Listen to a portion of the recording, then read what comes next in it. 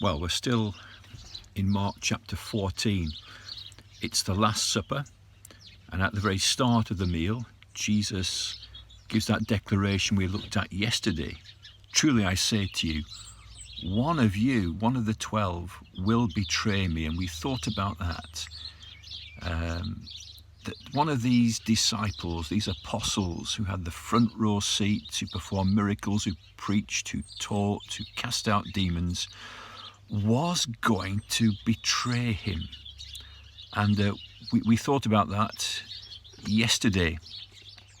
But now comes the response of the disciples. That's what I want to look at today with you.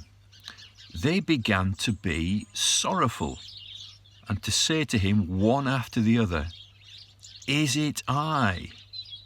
He said to them, "It is one of the 12, one who is dipping bread into the dish with me. It is one of you." But here's the thing. They were willing to examine themselves, having been told that one of them would betray him. Each one in turn, Peter, James, John, Andrew, Nathaniel, Philip, Bartholomew, etc., asks Jesus the question, "Is it I, Lord?" They know what they are capable of. And when I put it to you yesterday that one of those listening would betray him, how did you feel? Are we willing to examine ourselves? The Bible's very clear. We need to examine ourselves and see whether we are in the faith. And we do recognize this. Without Christ, we can do nothing. Without his grace and his power, not one of us would stand. Do we understand that without his Spirit and his help and his strength, every one of us would fall? We would betray him. We would deny him. We would leave him. We'd turn our backs on him. What we need to do is constantly examine ourselves. Am I staying close to Jesus? Am I real, first of all? Am I real? And ask myself the question.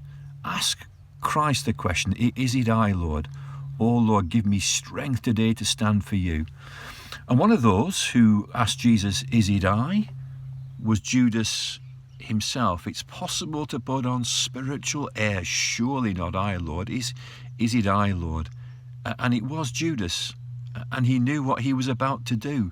He knew the deal he'd already struck, and yet he still puts on the hypocrisy, the false mask and the false front.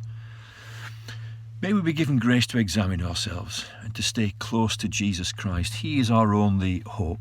He, the Son of God, who lived for me, the perfect life I could never live, died for me the death that I deserve, rose again from the dead, and by his Spirit dwells in me and I in him.